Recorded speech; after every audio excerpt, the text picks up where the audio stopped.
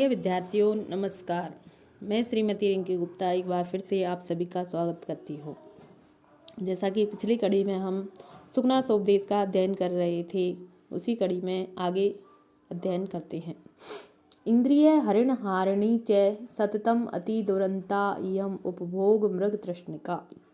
इंद्रिय हरिणहारिणी अर्थात इंद्रिय रूपी जो हरिण हैं उनको हरण करने वाली, सतत दुरंता सततम अति दुरंता हमेशा अत्यधिक दुष्परिणाम वाली, उपभोग मृग तृष्णिका उपभोग जो विषयों का भोग रूपी जो मृग तृष्णा है या मृग मरीचिका है, वो सततम अति दुरंता हमेशा दुष्परिणाम देने वाली होती है। कहने का अर्थ है कि जो उपभोग रूपी जो मृग तृष्णा है वो सदा इंद्रिय रूपी हिरणों को हरण करने वाली होती है और बुरे अंत वाली होती है। नव यौवन कसायितात्मनश्च सलिलानीव तान्येव विषय स्वरूपाणि आस्वाद्यमानानि मधुरतराणि आपतन्ति मनसः। कहने का अर्थ है, इसमें हम पहले शब्दों का अर्थ देखते हैं।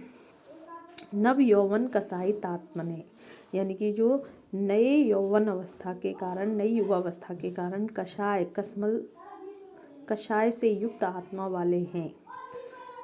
सलिलानी यानी कि जल, विषय स्वरूपाणी सांसारिक भोग ही हैं स्वरूप जिनका, ऐसे आस्वाद्यमानानि आस्वादन किया जा रहा है जो जिनका, मधुरतराणि अतिशय मृदु, आपतंती सब ओर से गिर जाते हैं, मन से चित्त से।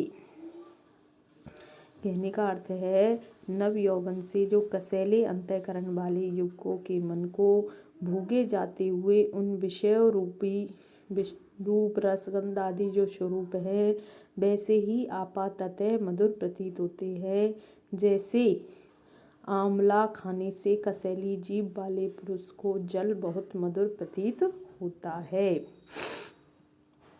कि एक तो आंवला खाने से जिस प्रकार से हमारे क्या हो जाती है, पहले तो हमारी जीभ कसैली हो जाती है, और परंतु जब हम जल को पीते हैं तब वह हमें मधुर प्रतीत होता है उसके ऊपर। उसी प्रकार से जो नई युवावस्था के कारण उनका जो युवकों का जो मन कसैला बना हुआ है और बार बार जब वो जल के समान विषयों का भोग करते हैं, रूप रसगंध इत्यादि जो विषय स्वरूप जो भोग हैं उनको आस्वादित करते हैं, तो वो उन्हें आपाततः उस समय तो क्या लगते हैं, मधुरतराणि मधुर लगते हैं। नासयति च दिग्मोह इवोन्मार्ग प्रवर्तके पुरुषम अत्यासंगो विषयेषु। अर्थात नासयति नष्ट कर देता है, दिग्मोह दिशा विषयक भ्रम है जिसे दिग्भ्रम कहते हैं। उन मार्ग प्रवर्तक जो श्रृंखल मार्ग में श्रृंखल मार्ग में प्रवृत्त करने वाला है। अत्यासंग है अत्यधिक आसक्ति, अत्यधिक जो लगाव है, विशेषु सांसारिक सुखोपभोगों में। तो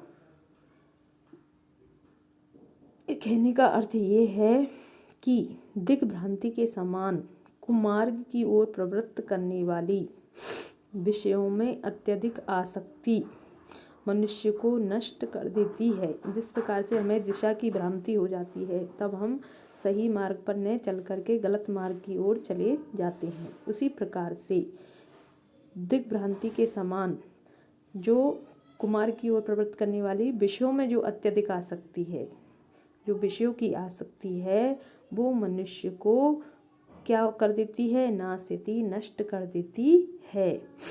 तो कहने का अर्थ है कि जो विषयों का भोग है वो विषय भोग हमारे लिए नष्ट कारक होता है, नाश कारक होता है, विनाश की ओर उन्मुख कराने वाला होता है।